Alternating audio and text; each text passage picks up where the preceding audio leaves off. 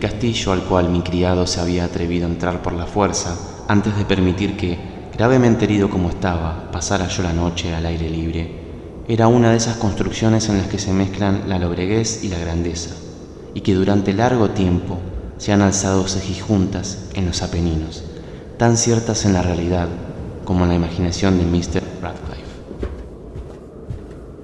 Según toda apariencia, el castillo había sido abandonado, aunque temporariamente. Nos instalamos en uno de los aposentos más pequeños y menos suntuosos. Nos hallábamos en una torre apartada del edificio. Sus decoraciones eran ricas, pero ajadas y viejas. Colgaban tapices de las paredes, que engalanaban cantidad y variedad de trofeos heráldicos, así como un número insólitamente grande de vivaces pinturas modernas en marcos con arabescos de oro. Aquellas pinturas, no solamente emplazadas a lo largo de las paredes, sino en diversos nichos que la extraña arquitectura del castillo exigía, despertaron profundamente mi interés, quizá a causa de mi incipiente delirio. Ordené, por tanto, a Pedro que cerrara las persianas del aposento, pues ya era de noche, que encendiera las bujías de un alto candelabro situado a la cabecera de mi lecho y descorriera de par en par las orladas cortinas de terciopelo negro que envolvían la cama. Al hacerlo así deseaba entregarme, si no al sueño, a la alternada contemplación de las pinturas y al examen de un pequeño volumen que habíamos encontrado sobre la almohada y que contenía la descripción y la crítica de aquellas. Leí mucho e intensamente. Miré. Rápidas y brillantes volaron las horas hasta llegar la profunda medianoche. La posición del candelabro me molestaba, pero para no incomodar a mi amodorrado sirviente, alargué con dificultad la mano y lo coloqué de manera que su luz cayera directamente sobre el libro. El cambio, empero, produjo un efecto por completo inesperado.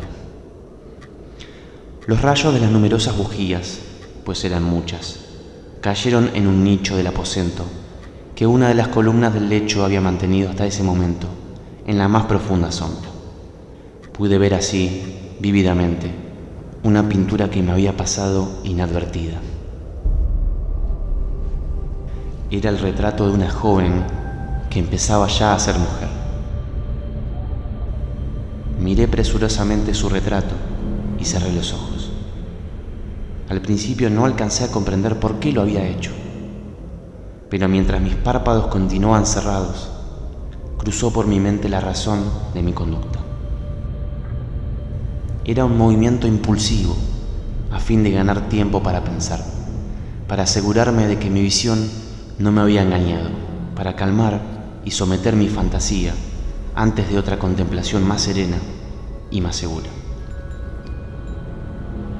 Instantes después, volví a mirar fijamente la pintura.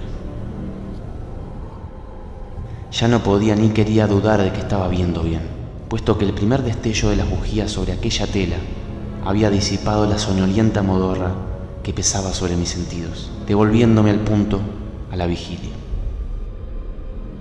Como ya he dicho, el retrato representaba a una mujer joven. Solo abarcaba la cabeza y los hombros, pintados de la manera que técnicamente se denomina vignette, y que se parece mucho al estilo de las cabezas favoritas de Sally. Los brazos, el seno y hasta los extremos del radiante cabello se mezclaban imperceptiblemente en la vaga pero profunda sombra que formaba el fondo del retrato.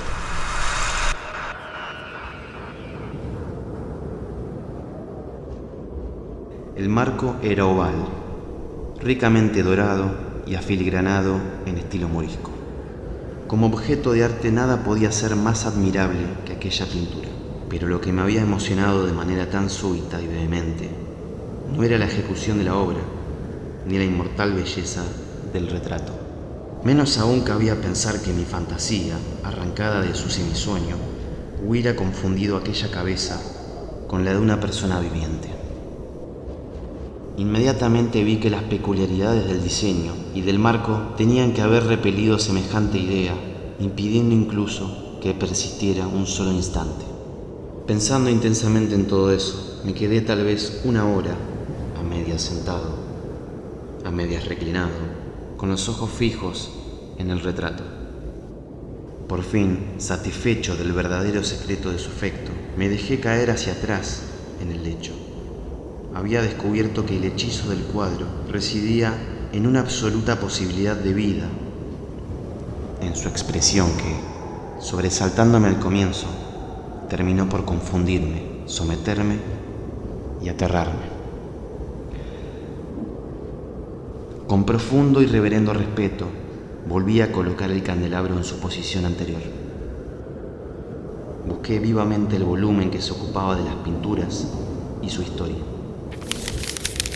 Abrí el número que designaba al retrato oval y leí en él las vagas y extrañas palabras que siguen. Era una virgen de singular hermosura y tan encantadora como alegre. Hacía la hora en que vio y amó y desposó al pintor. Él, apasionado, estudioso, austero, tenía ya una prometida en el arte. Ella, una virgen de sin igual hermosura y tan encantadora como alegre, toda luz y sonrisas, traviesa como un cervatillo, amándolo y mimándolo y odiando tan solo al arte, que era su rival, temiendo tan solo la paleta, los pinceles y los restantes enojosos instrumentos que le privaban de la contemplación de su amante.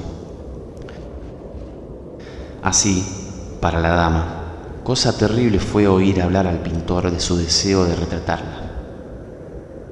Pero era humilde y obediente, y durante muchas semanas posó dócilmente en el oscuro y elevado aposento de la torre, donde solo desde lo alto caía la luz sobre la pálida tela.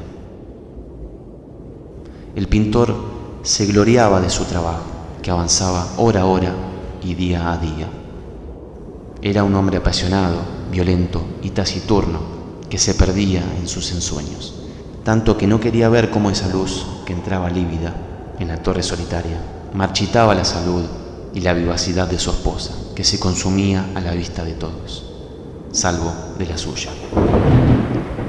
Ella seguía sonriendo, sin exhalar queja alguna, pues veía que el pintor, cuya nombradía era alta, trabajaba con un placer fervoroso y ardiente, bregando noche y día para pintar a aquella que tanto le amaba y que sin embargo seguía cada vez más desanimada y débil. Y en verdad, algunos que contemplaban el retrato hablaban en voz baja de su parecido, como de una asombrosa maravilla, y una prueba tanto de la excelencia del artista como de su profundo amor por aquella a quien representaba de manera tan insuperable. Pero a la larga, a medida que el trabajo se acercaba a su conclusión, nadie fue admitido ya en la torre.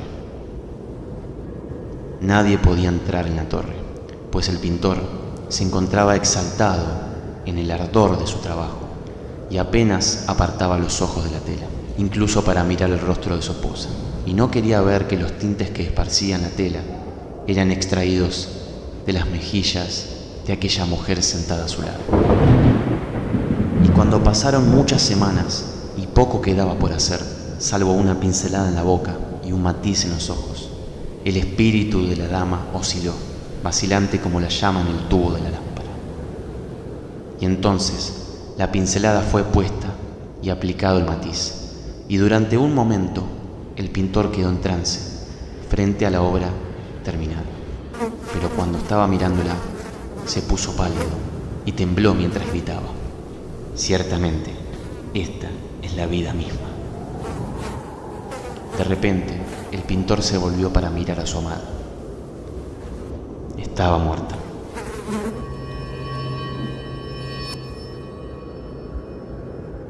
Si te gustó el video, te pido que te suscribas, que lo compartas y que por favor me dejes tu like. No te olvides de recomendarme algún cuento que te guste o libro. Lo voy a tener en cuenta para los próximos videos. Me despido, hasta la próxima.